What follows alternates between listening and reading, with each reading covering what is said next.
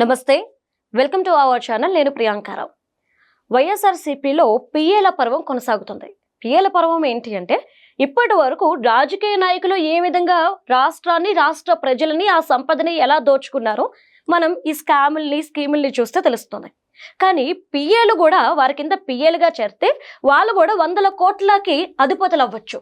ఎలా అంటే, ఇప్పుడు వైఎస్ఆర్సీపీ పార్టీలో కీలకమైన నేతల పిఏలు అంటే భారతిరెడ్డి గారి పిఏ, జగన్మోహన్ రెడ్డి గారి పిఏ, చెవిరెడ్డి గారి పిఏ, ఇలా వీళ్ళందరినీ తీసుకుంటే వీళ్ళ అకౌంట్లో ఉన్న వందల కోట్ల రూపాయలకు సంబంధించి వీళ్ళ అధిపతులు. సరే, వీళ్ళు ఏ ధైర్యంతో ఇలా స్కాములు చేసి ఇంత దోచుకున్నారు అని చెప్పేసి అంటే, చాలా మంది అంటుంది, మా నాయకుడు జగన్మోహన్ రెడ్డి గారిని ఏమీ చేయలేకపోయారు వీళ్ళు, ఇక మమ్మల్ని ఏం చేస్తారు, సో మాకు నచ్చినంత మేము దాచుకోవచ్చు అనే తీరులో వాళ్ళు ఉన్నారు అని ఇప్పుడు రాష్ట్ర ప్రజలు అంటున్నమాట.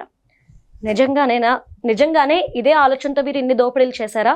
దీని మీద డిస్కస్ చేద్దాం. మనతో మాట్లాడడానికి TDP spokes person Appasani Rajesh గారు ఉన్నారు. ఆయనతో మాట్లాడదాం. నమస్కారం సార్. నమస్కారం. అంటే జగన్మోహన్ రెడ్డి గారిని ఏం పీకలేకపోయారు, ఏం చేయలేకపోయారు, సో మేము రాష్ట్రాన్ని, రాష్ట్ర ప్రజల్ని ఎంత దోచుకుంటే మమ్మల్ని ఏం చేస్తారు, మా అయితే మళ్ళీ బయటకు వస్తాము అన్న ఆలోచనతోనే ఇన్ని వందల కోట్లు దోచుకున్నారా సార్ ఈ పిఏలు? ఇక్కడ ఒక నానుడు ఉంది, ఎద్దును చూసి మేత వేయాలి అని. అలాగే ఈ పైరవీలు చేసేవాళ్ళు కూడా ఎవరి స్థాయిని బట్టి వాళ్ళకి తగిన మామూలు సమర్పించుకోవటం అనేది, వాళ్ళ పనులు నెరవేర్చుకునే క్రమంలో యూజువల్ ప్రొసీజర్ ప్రకారం వాళ్ళ పనులు పూర్తి కావాలి అని అంటే కొంచెం లెంతీ ప్రాసెస్. ఇంకా మాట్లాడుకుంటే రూల్స్కి అనుగుణంగా వాళ్ళ ఫైల్ ఉండకపోవచ్చు, వాళ్ళ ఫైల్ తిరస్కరణకు గురి కావచ్చు. ఇటువంటి సందర్భంలో మంత్రి గారి దగ్గర పని పూర్తి కావాలి అని అంటే, దేవుడు వరం ఇవ్వాలంటే పూజారికి కానుకలు సమర్పించుకోవాలి. ఇవాళ మంత్రి గారి దగ్గర పూజారి ఎవరయ్యారంటే మంత్రుల పిఏలు, లేదంటే ముఖ్యమంత్రుల పిఏలు, వాళ్ళ ఓఎస్డీలు. ఇవాళ జగన్మోహన్ రెడ్డి గారి పాలనా హయాంలో అక్రమాస్తుల కేసులో వెలుగులోకి వచ్చింది ఎవరెవరి పేర్లు? జగన్మోహన్ రెడ్డి గారి పిఏ ధనుంజయ రెడ్డి, జగన్మోహన్ రెడ్డి గారి ఓఎస్డీ కృష్ణమోహన్ రెడ్డి. వివేకానంద రెడ్డి గారి హత్య కేసులో వెలుగులోకి వచ్చింది ఎవరి పేరు? వివేకానంద రెడ్డి గారి పిఏ కృష్ణారెడ్డి. ఈ కృష్ణారెడ్డి డాక్టర్ సునీత గారి మీద కూడా కేసు ఫైల్ చేశాడు. ఆమె తండ్రిని హత్య గావింపబడి ఆమె న్యాయం కోసం కోర్టులో పోరాడుతూ ఉంటే ఆమె తను బెదిరించింది అని ఆమె మీద కేసు ఫైల్ చేశాడు. ఇవాళ కదురు చిన్నప్పన్న టీటీడీ చైర్మన్గా పనిచేసిన వైవి సుబ్బారెడ్డి గారి పిఏ, టీటీడీకి నెయ్యి సరఫరా చేసిన సంస్థలను బెదిరించి డబ్బులు వసూలు చేశాడు అని చెప్పని ఆరోపణలు. ఇప్పుడు ఈ లిక్కర్ కేసులో జగన్మోహన్ రెడ్డి గారి పిఏగా పనిచేసిన కేఎన్ఆర్, అతనికి కూడా బినామీలు పెట్టుకొని అంటే ఏమవుద్ది? పెద్ద పెద్ద ఎద్దులకి వాములు మేపితే వీళ్ళందరూ ఆ ఎద్దుల్ని కాసుకొని ఉండే చిన్న చిన్న కోడిదోళ్ళు, లేగదోళ్ళు వీళ్ళకి పచ్చగడ్డి ప్రసాదంగా పెడతారు. మనకి తేడా అవుతుంది ఏంటంటే, ఈ పచ్చగడ్డి మేసిన ఈ చిన్న చిన్న పశువుల ఆస్తులే కోట్ల రూపాయలుగా తేలుతా ఉన్నాయి, వందల కోట్ల రూపాయల స్థాయిలో కనిపిస్తూ ఉన్నాయి. ఇప్పుడు సమాజానికి వస్తున్న సందేహం ఏంటి అంటే, అరే పిఏల దగ్గరే ఇన్ని వందల కోట్ల ఆస్తులు వెలుగులోకి వస్తుంటే అసలు యజమానుల దగ్గర, అసలు బాధ్యత కలిగిన స్థానాల్లో పనిచేసిన ముఖ్యమంత్రులా, వివిధ హోదాల్లో పనిచేసిన మంత్రులా, ఇంకా వాళ్ళ దగ్గర ఎన్ని కోట్ల రూపాయల ఆస్తులు ఉండొచ్చు? వీళ్ళే ఇంతటి లూటీకి పాల్పడ్డారు అని అంటే, వీళ్ళు లూటీకి పాల్పడగలిగారు అని అంటే వీళ్ళేమి బలవంతాన జనాల జేబుల్లో లాక్కోలా. ప్రజలే వీళ్ళని అప్రోచ్ అయ్యి, అరే బాబు నాకు ముఖ్యమంత్రి గారు అపాయింట్మెంట్ ఇప్పించు, ముఖ్యమంత్రి గారి దగ్గర మాది పలానా బిల్లుకు సంబంధించిన ఫైల్ ఉంది, దాన్ని క్లియర్ చేయించు, నీకు ఇంత ఇస్తామని చెప్పని అప్రోచ్ అవుతారు. వాళ్ళ అవసరం అది వీళ్ళకి ఆదాయ వనరుగా మారుతుంది. ఇక్కడ పిఏలకే ఇంత పర్సంటేజ్ అని ఫిక్స్ అయి ఉంటున్నప్పుడు అసలు విధాన నిర్ణయాలు తీసుకునే అధికారం ఉన్న నాయకులకి వాళ్ళకి ఇంకా వీళ్ళకి 10 కోట్లు దక్కితే వాళ్ళకి 90 కోట్లు దక్కుతాయి. కాబట్టి ఇక్కడ ఈ ప్రసాదం దక్కిన వాళ్ళని విచారిస్తుంటేనే మనకు చాలా వందల కోట్ల రూపాయల ఫిగర్లు కళ్ళ ముందుకు వస్తూ ఉన్నాయి. మరి అసలు దోపిడీకి పాల్పడ్డ నాయకులు, వివిధ హోదాల్లో పనిచేసిన అధికార పార్టీ నాయకులు, వీళ్ళందరి గురించి విచారణ జరగాలి అని అంటే వీళ్ళకు ఒక లీనియన్స్ వచ్చేసింది. ఎందుకు? ఏమవుద్ది, మనం 100 కోట్లు సంపాదించేసాం. ఒక సామెత ఉంది, నమిలినాడు కంటే మింగినాడు మేలు అంటారు. ఇప్పుడు నువ్వు నేను ఇద్దరం ఒకేసారి భోజనం చేద్దామని కూర్చున్నాం. అవును. నువ్వు పద్ధతిగా ముద్ద 32 సార్లు నవలాలి అని చెప్పని నువ్వు టైం తీసుకొని రేపు జీర్ణ ప్రక్రియ సక్రమంగా జరగటం కోసం నువ్వు నిదానంగా ఒక్కొక్క ముద్ద తీసుకొని 32 సార్లు నవ్వుతా కూర్చున్నావు. నేను గబా గబా మింగేసా మొత్తం. లోపలికి వెళ్ళిన తర్వాత జీర్ణం ఎప్పుడోసారికి అవుద్ది, ముందు ఎదురుగా ప్లేట్ ఖాళీ చేసేయాలి అని నువ్వు నవ్వులుతూ ఉంటే నేను మింగేసా, నా ప్లేట్ ఖాళీ అయిపోయింది. అప్పుడు నేనేం చేస్తా, నిండుగా ఉన్న నీ ప్లేట్ మీద నా చూపు పడుద్ది. నువ్వు పద్ధతిగా, మనకు చెప్తారు కదా పద్ధతిగా ఉండాలి, చెప్పులు వేసుకొని వెళ్ళాలి అని చెప్పని, నువ్వు అలా ఆలోచిస్తుంటే నీ ప్లేట్లో అక్కడే ఉండిపోయింది. పద్ధతి తప్పి నేను మింగేసి నీ ప్లేట్లో కూడా నేను గుంజుకుంటున్నా. అలాగే ఇక్కడ ముందు ఆస్తులు సంపాదించేసేద్దాం. సంపాదించేస్తే డబ్బు పోగైతే మన దగ్గర మనకి లెక్కలు సరి చేయడానికి ఆడిటర్లు దొరుకుతారు. డబ్బులు పడేస్తే మన మీద ఏదైనా కేసులు వస్తే వాదించడానికి ఖరీదైన లాయర్లు దొరుకుతారు. మన ఇష్యూస్ని రిజాల్వ్ చేయడానికి మన దగ్గర డబ్బుల మీద ఆశపడి మనకు పనులు చేసి పెట్టే అధికారులు ఉన్నారు. Money makes many things. కాబట్టి ఒకసారి డబ్బు అంటూ అడ్డగోలుగా సంపాదించేస్తే దాన్ని స్ట్రీమ్ లైన్ చేసుకోవడానికి, ఛానలైజ్ చేసుకోవడానికి రకరకాలుగా తమ మేధస్సుని అమ్మే వ్యక్తులు సమాజంలో ఉన్నారు. డబ్బులు పడేసి వాళ్ళని కొనుక్కుంటాం, వాళ్ళ సర్వీసెస్ యూటిలైజ్ చేసుకుంటాం. కాదు కూడదు కేసు వచ్చింది, విచారణ ఎదుర్కోవాలి. విచారణలో మనం ఎలా తప్పించుకోవాలో మనకు సలహాలు ఇచ్చే లాయర్లు ఉన్నారు. డబ్బు అన్నిటికీ పరమావధి. ఆ డబ్బు కారణంగా బాబు నువ్వు అక్కడ ఈ సమాధానమే చెప్పు, వాళ్ళు ఈ ప్రశ్న అడిగితే నువ్వు మౌనం వహించు, నీకు తెలియదని చెప్పు, నీ ఫోన్లు పడేసేయి, కొత్త ఫోన్లు తీసుకో, నీ పాస్వర్డ్ తెలియదని చెప్పు. దాంతో ఏమవుద్ది, పోలీసులకి వాళ్ళు ఏదో అనుకొని ఇంట్రాగేషన్కి పిలుస్తారు, విచారణకు పిలుస్తారు. అంతే. మనం పాపం పద్ధతిగా వాళ్ళు ముందు పెట్టి ప్రూఫ్స్ పెట్టి అడగగానే వీళ్ళన్నీ చెప్పేస్తారని చెప్పని. కానీ ఒక రాష్ట్ర ముఖ్యమంత్రి దగ్గర, ఒక పార్టీ అధ్యక్షుడి దగ్గర పిఏగా పనిచేసిన, అంటే రాష్ట్ర ముఖ్యమంత్రి దగ్గర పిఏగా ఉండటం అంటే డైలీ అతను డీల్ చేసేది ఎవరితో? సామాన్య చిన్న చితక వ్యక్తులకు అక్కడికి యాక్సెస్ ఉండదు కదా. సీఎం గారితో పనులుండి అవసరార్థం వచ్చిన వాళ్ళు మొట్టమొదటిగా మొక్కేది పూజారికి. అంతే. మరి అంతటి కీలకమైన వ్యక్తులతో ఇంటరాక్ట్ అయిన ఈ వ్యక్తులు చట్టాల్లో ఉండే లొసుగుల గురించి, ఒకవేళ పరిస్థితులు వికటించి కేసుల పాలైతే ఆ విచారణ చేసే అధికారుల ప్రశ్నల గురించి, వాటిని ఎలా హ్యాండిల్ చేయాలనేది వీళ్ళకి స్వతహాగానే కొంత అనుభవం ఉంటుంది. రాడు తేలిపోయి ఉంటారు. విచారణకు ఎలా సహకరించకుండా ఉండొచ్చు. మనం బుక్ షాప్స్కి వెళ్తే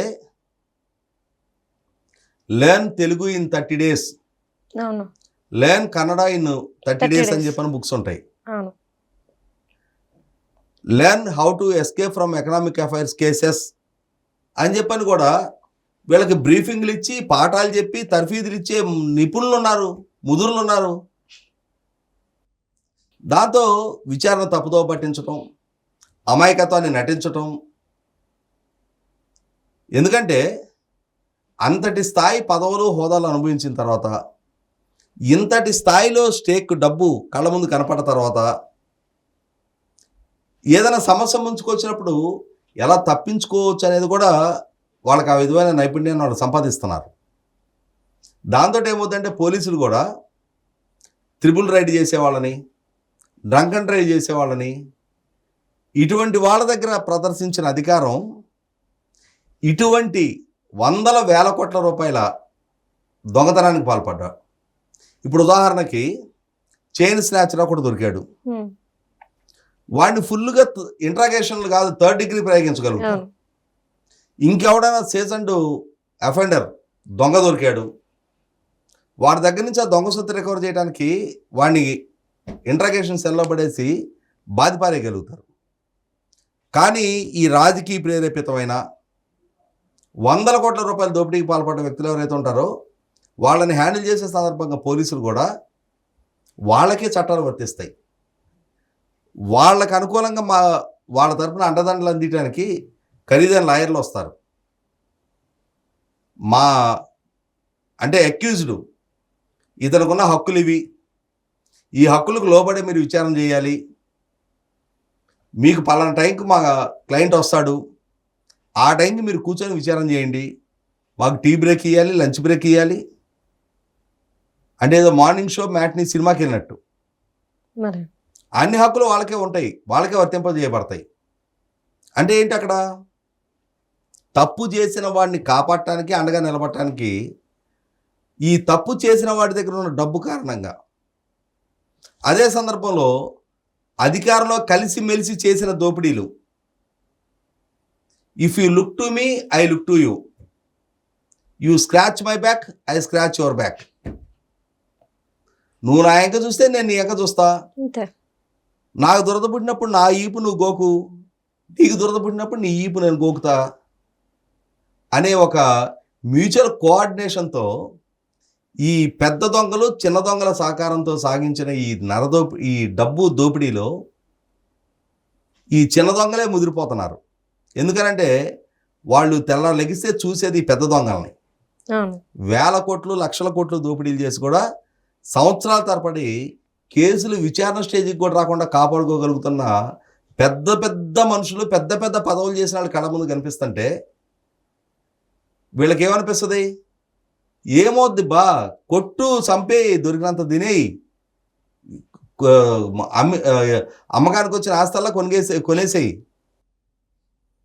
రేపు రోజున ఏదైనా సమస్య అయింది ఓ నెల లోపల ఉందాం, ఏమవుద్ది మనకి వచ్చాక అనుభవించండి. ఇప్పుడు వాళ్ళ సమాజంలో కూడా ఏమైంది, నువ్వు ఎలా సంపాదించావు అని అడగట్లేదు కదా, నువ్వు ఎంత సంపాదించావు. సంపాదించలేకపోయినాడు నిజాయితీపరుడు అని చెప్పని అనుకోవటంలా, చేతగానుడు అంటున్నారు. సంపాదించడాన్ని సమర్థుడు అంటారు. ఎలా సంపాదించాడు అనేది ఎవరు పరిగణలోకి తీసుకోవటంలా. ఎంత సంపాదించావు అన్న ప్రాతిపదిక మీద సమాజంలో విలువ దొక్కుతున్నప్పుడు వేల కోట్ల రూపాయల అక్రమాస్తులు, చాలా కేసులలో ఆరోపణలు ఎదుర్కొంటున్న వ్యక్తుల్ని ప్రజా జీవితంలో ఇవాళ రాష్ట్ర ముఖ్యమంత్రులుగా ఎంపిక చేసుకుంటున్నప్పుడు, ఇంకా పిఏలుగా ఉన్నాళ్ళు మనకు అవకాశం దొరికినప్పుడు, ఇప్పుడు మనం డబ్బు సంపాదించుకోకపోతే, ఇప్పుడు మనం ఆస్తులు కూడబెట్టుకోకపోతే ఈ అవకాశం కోల్పోయిన తర్వాత అప్పుడు మనకు ఎవడిస్తాడు. కాబట్టి ముద్దొచ్చినప్పుడే సంకెక్కమన్నారు, అవకాశం ఉన్నప్పుడే సంపాదించుకో, దీపం ఉండగానే ఇల్లు చక్కపెట్టమంటారు కదా. వాళ్ళు ఇచ్చే స్టేజ్లో ఉన్నారు, మనకి పుచ్చుకుందాం. ఈ హోదా అధికారం చేతిలో ఉండగానే మనం కూడా ఆస్తులు కూడబెట్టుకుందాం. రేపు ఎప్పుడైనా వికటిస్తే ఆ రోజు అయితే 4 రోజులు జైల్లో ఉండొద్దాం. విచారణకు సహకరించకుండా ఎలా కేసుని మేనేజ్ చేయాలో, ఎలా విచారణ స్టేజ్కి రాకుండానే సంవత్సరాల తరబడి దాన్ని ప్రొలాంగ్ చేయాలో, అరే వీడేంటిరా ఇన్ని కేసుల పాలయ్యాడు, ఎన్నాళ్ళు జైల్లో ఉండొచ్చాడు, ఇతను ప్రజా జీవితంలోకి రావడం ఏంటి, ఇతను నాయకుడిగా మన పరిగణలోకి తీసుకోవడం ఏంటి అని చెప్పని సమాజం ఆలోచించడం లేదు కదా. అట్లాంటప్పుడు సమాజానికి పెద్ద పట్టింపు లేని అవినీతి గురించి మనెందుకు పట్టించుకోవాలి. పక్కాడు కిటికీలు తెరిస్తే మనం ద్వారాలు తెరుద్దాం, మనకి అందిన కాడికి దొరకపుచ్చుకుందాం. మనము మన సంతానము మనవ సంతానం కూడా మన మునిమనవాళ్ళ వరకు కూడా కూర్చొని తిన్నా తరగనంత రాస్తులు కూడబెడదాం. ఈ క్రమంలో విలాసాలు, విందులు, విహారాలు, వైభోగాలు ఎన్నుంటే అన్నీ అనుభవిద్దాం. ఒకవేళ ఏదైనా పరిస్థితి వికటించినప్పుడు, మన ప్రభుత్వ అధికారంలోకి రానప్పుడు, ప్రత్యర్థి పార్టీ అధికారంలోకి వచ్చినప్పుడు వాళ్ళు మన కేసులు విచారించకుండా వాళ్ళు మన కేసుల మీద ఫోకస్ చేయకుండా ఏదో ఒక డైవర్షన్ టాక్టిక్స్ ప్రయోగిద్దాం, సమాజంలో అశాంతి చెలరేగే ప్రయత్నాలు చేద్దాం. ఆ విధమైన రాజకీయ ముదరతనం మనకుంది కాబట్టి, ఆ అనుభవం ఉంది కాబట్టి, కేసుల విచారణ దశాబ్దాల తరబడి విచారణ స్టేజ్కి రాకుండా కాపాడుకుంటున్నాం కాబట్టి, మన నాయకులే ఆ విధంగా ఉన్నప్పుడు వాళ్ళ దగ్గర పనిచేసే మనకేమి నొప్పి అని చెప్పని ఇవాళ ఈ విధమైన దోపిడీ పర్వం కొనసాగుతున్నా కూడా, ఇంతటి స్థాయి దోపిడీలు జరుగుతున్నా కూడా ఈ పిఏల స్థాయిలో ఉన్న వ్యక్తులు ఇప్పటిదాకా ఓపెన్ అయ్యి, అరే బాబు నాకు అవకాశం దక్కింది తిన్నా, నేను 5 పైసలే తిన్నా, మా నాయకుడు 95 పైసలు తిన్నాడని చెప్పని ధైర్యంగా చిత్తశుద్ధి అంకితభావంతో ముందుకు చెప్పేవాళ్ళు ఎవరున్నారు? ఏం పర్లా కేసులు రాని మేము చూసుకుంటాం అనుకుంటున్న స్థాయి అధికారులే కనపడతా ఉన్నారు ఇవాళ. కాబట్టి వాళ్ళ పిఏలు వాళ్ళు 100 కోట్లు సంపాదించుకున్నారు అని చెప్పని అసలు సమాజానికి అది పెద్ద ఇష్యూ కనిపించట్లా. మా పని కావాలి, ఆ పని కావటం కోసం మేమే ఎదిరిల్లు ఇస్తాం. మనకి లీడర్ సినిమాలో ఒక డైలాగ్ ఉంటుంది, కొనేవాడు ధర మారొచ్చేమో కానీ అమ్మేవాడు ఏదో ఒక ధర దగ్గర తను అమ్ముకోవడానికి సిద్ధంగానే ఉంటాడు అని చెప్పని. కాబట్టి వాళ్ళ ఈ నాగేశ్వర రెడ్డిలైనా ఇంకో రెడ్డిలైనా ఆయోజితంగా దొరికిన కోట్లాది రూపాయలు తిన్నారు, సంపాదించుకున్నారు, పోగు చేసుకున్నారు. ఇవాళ వాటిని కాపాడుకునే ప్రాసెస్లో ఎక్స్పర్టైజ్ ఒపీనియన్ తీసుకుంటా ఉన్నారు, వాళ్ళ సూచనలు యథావిధిగా పాటిస్తూ ఉన్నారు. కాబట్టి ఇటువంటి వాళ్ళకి అంతటి మొండిధైర్యం దక్కింది అని అంటే వాళ్ళందరికీ ఒక ట్రెండ్ సెట్టర్గా, ఒక రియల్ హీరోగా కళ్ళ ముందు కనిపిస్తున్నది మాత్రం Jaganmohan Reddy. Right, thank you so much sir.